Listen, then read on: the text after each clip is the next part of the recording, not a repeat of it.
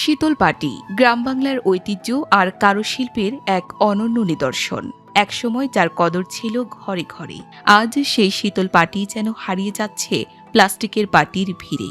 বরিশালের বাকেরগঞ্জ উপজেলার কয়েকটি গ্রাম এখনো ধরে রেখেছে শত বছরের এই ঐতিহ্য। দরিয়াল ইউনিয়নের কাজলাকাঠি, রঙ্গশ্রী ইউনিয়নের কাঠালিয়া, রাজাপুর, গারুরিয়া ইউনিয়নের সুখী নীলগঞ্জ ও হেলেঞ্চা গ্রাম শীতল পাটি তৈরির জন্য বেশ পরিচিত। এই উপজেলায় এখনও 1000-এর বেশি পরিবার শীতল পাটি তৈরি করে কোনোভাবে সংসার চালাচ্ছেন। এখন তো প্লাস্টিক বাইরে গিয়া আমার কোনো চাহিদা নাই। এক সপ্তাহ ওই একখান বুনিয়া 1000-1200 টাকা বেশি হেতে তরকারির পয়সা হয় না। পাটি বুনি তাই এতে আমাকে সংসার তো চলে না। রঙ্গশ্রী ইউনিয়নের কাঠালিয়া গ্রামে প্রবেশ করতেই চোখে পড়ে পাইট্রা বা মোর্তা গাছের সারি।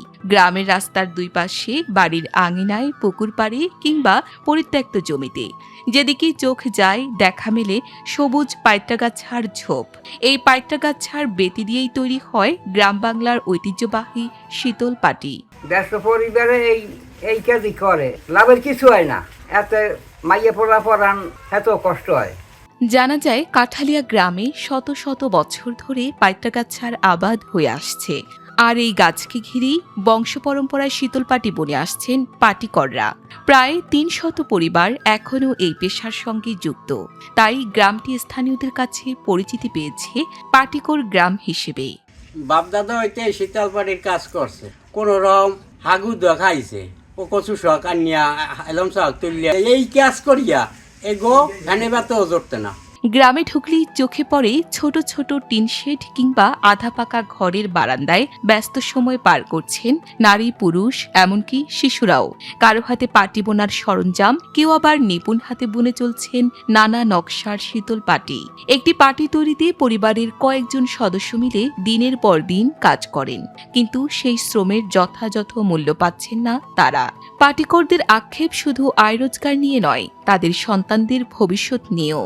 অর্থের অভাবে একসময় তারা নিজেরাই পড়াশোনার সুযোগ পাননি। এখন সন্তানদের স্কুলে পাঠালেও সংসারের অভাব অনটন তাদের পড়াশোনার পথেও বাধা হয়ে দাঁড়াচ্ছে। অনেক শিশুকেই তাই পড়াশোনার পাশাপাশি পরিবারের সঙ্গে পাটি তৈরির কাজে হাত লাগাতে হচ্ছে। এই ব্যবসাই আমরা করি, এতে করিয়া আমাকে পেট বাঁচান দেয়। আমাকে যদি একটু সরকার সাহায্য বাধা করতে, তা আমরা একটু মাই লেখাপড়ি করাইতে পারতাম বা একটু ভালো পোস্টে থাকতে পারতাম। আমরা এইতে খাওয়ানো না, আমাকে কষ্ট হয়। শত বছরের ঐতিহ্য, প্রজন্মের পর প্রজন্মের হাতের নিপুণতা, সব মিলিয়ে বাকেরগঞ্জের শীতল পাটি শুধু একটি পণ্য নয়, এটি গ্রাম বাংলার সংস্কৃতির অংশ। কিন্তু প্লাস্টিকের পাটির ভিড়ে সেই ঐতিহ্য আজ হারিয়ে যাওয়ার পথে। পাটিকররা চান না তাদের পূর্বপুরুষদের পেশা ইতিহাসের পাতায় বন্দী হয়ে থাক। তারা চান শীতল পাটির এই ঐতিহ্য বেঁচে থাকুক, আর সে সঙ্গে বেঁচে থাকুক হাজারো পাটিকর পরিবারের স্বপ্ন।